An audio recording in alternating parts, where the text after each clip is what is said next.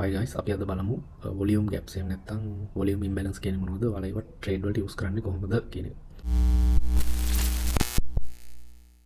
ඇත්තටම volume gaps කියන්නේ මේ සෑහෙන පවර්ෆුල් පීඩියර් එකක්. රියැක්ෂන් එකක් 100ට ඇත්තටම 80ටත් එහා වෙලාවට රියැක්ෂන් එකක් දෙනවා තමයි මේ මාකට් එක වොලියුම් ගැප් එකට ආවම. එතකොට මුලින්ම වොලියුම් ගැප් එකේ ඇනටොමි එක කොහොමද ඒකේ කන්සෙප්ට් එක මොකක්ද කියලා අපි මුලින්ම තේරුම් ගන්න ඕනේ. ඒකට ඔයාලට පේනවා ඇති මෙතන මේ බුලිෂ් කැන්ඩල් දෙයක් කියලා හිතන්න, බයි කැන්ඩල් දෙයක් කියලා. එතකොට පළවෙනි කැන්ඩල් එකෙන් පස්සේ සාමාන්‍ය හරි විදිය නම් මාකට් එක පළවෙනි බුලිෂ් කැන්ඩල් එක ක්ලෝස් වුණාම මෙතනින් දෙවෙනි කැන්ඩල් එක පටන් ගන්න ඕනේ මෙතනින් මෙහෙම. එහෙම නැතුව පොඩි ගැප් එකක් පැනලා හරිද? පොඩි ස්පේස් එකක් තියලා කැන්ඩල් එක ඕපන් වෙනවා නම් ඒ කැන්ඩල් දෙකේ බොඩි දෙක අතර තියෙන එහෙම නැත්නම් ස්පේස් එකට අපි කියනවා වොලියුම් ඉම්බැලන්ස් එකක් කියලා. එතකොට අපේ assumption එක වෙන්නේ මාකට් එක නැවත එතෙන්ට ඇවිල්ලා මාකට් එක නැවත එතෙන්ට ඇවිල්ලා රියැක්ට් කරයි කියන එක තමයි අපේ assumption එක වෙන්නේ. එතකොට අපිට මෙතනින් පුළුවන් අනිත් දේවල් අපේ bias එකයි directional bias එක හැමදේම බලලා මෙතනින් entries place කරන්න පුළුවන්. එතකොට ඕක තමයි volume imbalance එකේ theoretical කතාව. අපි බලමු market examples ටිකක්. ඇත්තටම volume gaps හැමතැනම හැදෙන්නේ නැහැ. ටිකක් අමාරුයි හොයාගන්න. ඔයාලට volume gaps හැදෙන තැන් බලා ගන්න ලේසි වෙයි. daily opening එක බලවනම්. දැන් අපි daily opening එක ගන්නේ 17 නේ. 17.00 නිව් යෝක් ටයිම් එක මේ ඔයාලා නිව් යෝක් දාගන්න නිව් යෝක් ටයිම් එකේ 17 තමයි කැන්ඩල් ඕපනින් එක. එතකොට ඕපනින් ගැප් එකක් කියලා කියන්නේ හැබැයි ඒක වොලියුම් ගැප් එකක් දිර ගන්න පුළුවන්. ඕපනින් ගැප්ස් කියලා අපි වෙනම ඉස්සරහට කතා කරමු. කොහොම හරි ඒ තැන් වල හැදෙන ගැප්ස් සෑහෙන පවර්ෆුල්. උදාහරණයක් මම පෙන්නුවොත් ඔයාලට අපිට වෙන්ස්ඩේ කැන්ඩල් එකේ 17 ඕපනින් එක බලමු අපි 15 minute chart එකේ වයින්නේ 17 ඕපනින් එක මෙන්න මෙතන දැන් මෙතෙන්දී නම් වොලියුම් ගැප් එකක් හොයාගන්න නැහැ. අපි බලමු කලින් දවසේ 17 ඕපන් එක කොහොමද කියලා.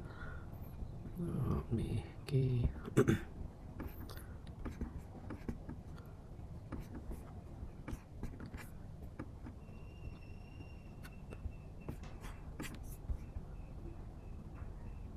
ඔයාලා පේනවා ඇති guys මෙතන මේ වොලියුම් ගැප් එකක් තියෙනවා.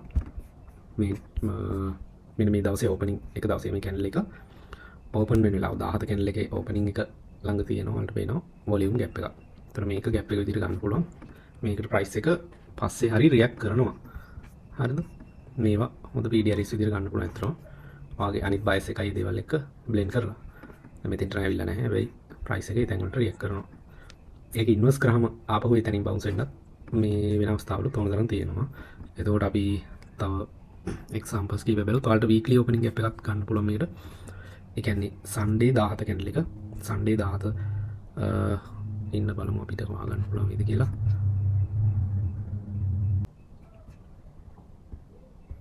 ඔයාලා පේනවාද මෙතන වීක්ලි ඕපනින් ගැප් එකක් තියෙනවා. මේ ගැප් එක ඔයාලා වීක් එකේ දැන් සම්මුතියට ඔයාලා මාකට් එක මේ ඇනලයිස් කරද්දී අනිවාර්යෙන් මේ වීක්ලි ඕපනින් ගැප් එක මාක් කරගෙන තියාගන්න මේ සතිය පුරාවටම. ඔයාලට පේනවා ඉතින් ඒ තැන් වල තියෙන රියැක්ෂන් එක කොහොමද කියලා. ඒතර මේ වීක්ලි ඕපනින් ගැප්ස් සහ daily opening gaps candle opening gaps උත් හැදෙනවා.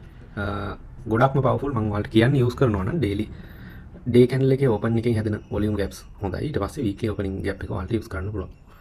වොලියුම් ඉම්බැලන්සස් විදිහට. එතකොට මේක නම් ගයිස් ලොකුවට එක්සැම්පල් හොයාගන්න හැමතැනම හැදෙන්නේ නැහැ. ඕපනින් අවස්ථාවේ තමයි ගොඩක් වෙලාවට ඔය ගැප්ස් හැදෙන්නේ. ඔයාලට පුළුවන් 17 ඕපනින් එක යූස් කරන්න ගැප්ස් හොයාගන්න. දැන් මෙතෙන්දී ගත්තාම ඔයාලට පේනවා ඇති මේ දවසේ Monday February the 2nd දෙවනි දවසේ මෙන්න මෙතන වොලියුම් ගැප් එකක් තියෙනවා. හරිද?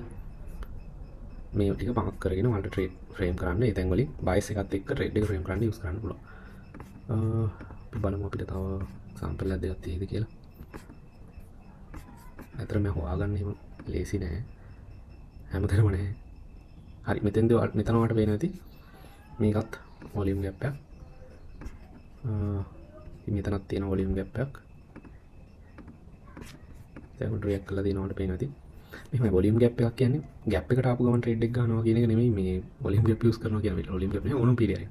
ඒ තැනට ඇවිල්ලා ආගේ ඩිරෙක්ෂනල් බයස් එකට අලයින් වෙනවා නම් ඔයාලට ට්‍රේඩ් එක ප්ලේස් කරන්න තියෙන තැනක් තමයි කී ලෙවල් එකක් විදිහට ගන්න පුළුවන් මේ වොලියුම් ඉම්බැලන්ස් එක. PDR එකක් විදිහට.